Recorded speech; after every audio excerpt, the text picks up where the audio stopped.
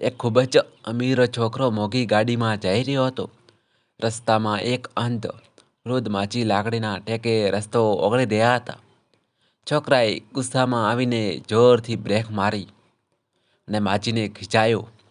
માછીએ ગભરાતા ગભરાતા પોતાના પાલવમાંથી એક ફાટેલી 10 રૂપિયાની નોટ કાઢી અને કહ્યું, બેટા, મારાથી રસ્તો નથી દેખાતો. આ નોટ પર જરા ટેપ મારી આપીશ. મારે મારા પૌત્ર માટે દૂધ લેવું છે. છોકરાએ અભિમાનમાં એ નોટ ફેંકી દીધી અને કહ્યું, તમારી આ ગંદી નોટ અડવાથી મારી ગાડીની સીટ બગડી જશે. તે આગળ વધી ગયો, પણ થોડે દૂર જઈને તેની ગાડી અચાનક બંધ પડી ગઈ. તેણે રસ્તા પર ઉતરીને મદદ માંગી, પણ કોઈ ઊભું ના રહ્યું.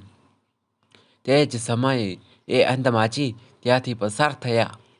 માછીએ અવાજ ઓળખ્યો અને પૂછ્યું, બેટા, શું થયું? તું મુશ્કેલીમાં લાગે છે? છોકરાએ શરમથી માથું ઝુકાવી દીધું. માછીએ પોતાની પાસે રહેલા 10 રૂપિયા, જે બીજી એક વ્યક્તિએ ટેપ મારી આપ્યા હતા, એ છોકરાને આપ્યા અને કહ્યું, બેટા, આ લે, તરસ્યો લાગ્યો છે તો પાણી પી લેજે. છોકરો રડી પડ્યો. તેણે સમજાયું કે જે 10 રૂપિયાને તેણે કચરો ગણાયા હતા તે જ માછીનું આખું નસીબ હતું. છોકરો માછીના હાથમાં રહેલા એ 10 રૂપિયા જોઈને સત બંધ થઈ ગયો.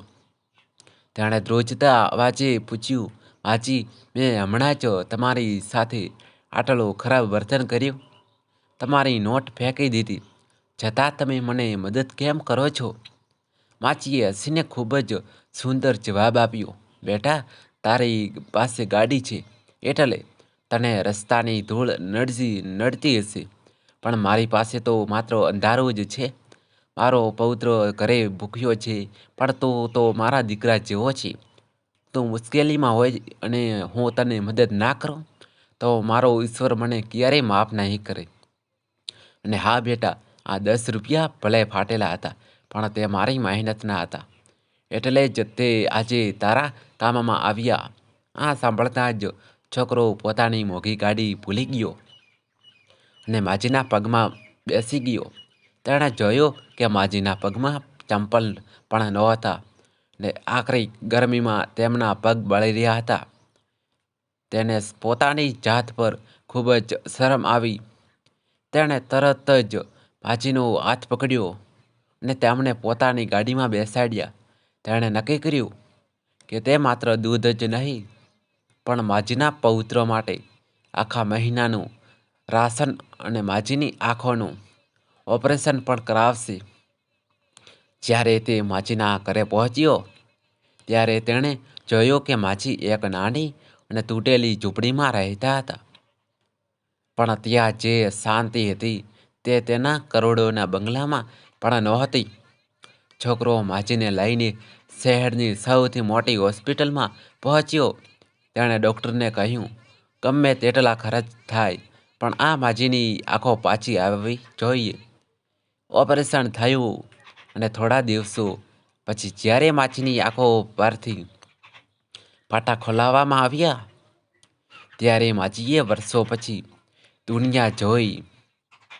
સામે એ જ અમીર છોકરો ઊભો હતો, પણ આજે તેના ચહેરા પર અભિમાન નહીં, પણ નમ્રતા હતી. માજીએ તેની સામે જોયું અને હસીને કહ્યું, બેટા, તે દિવસે રસ્તા પર તે મારી ફાટેલી નોટ ફેંકી દીધી હતી, પણ આજે તે મારા જીવનમાં નવી આશાની નોટ લખી આપી છે. છોકરાએ માજીના પગ પકડી લીધા અને કહ્યું, માં, તમે મને આંખો તો આપી, પણ સાથે સાથે મારા મનનું અંધારું પણ દૂર કરી દીધું. મને સમજાયું કે અસલી અમીર ગાડીઓમાં નથી, પણ કોઈના આંસુ લૂછવામાં છે.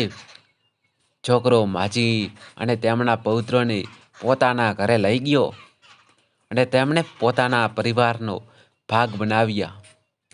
આ આખી વાત સોશિયલ મીડિયા પર વાયરલ થઈ ગઈ અને આખું શહેર એ છોકરાના બદલાયેલા સ્વભાવના વખાણ કરવા લાગ્યું.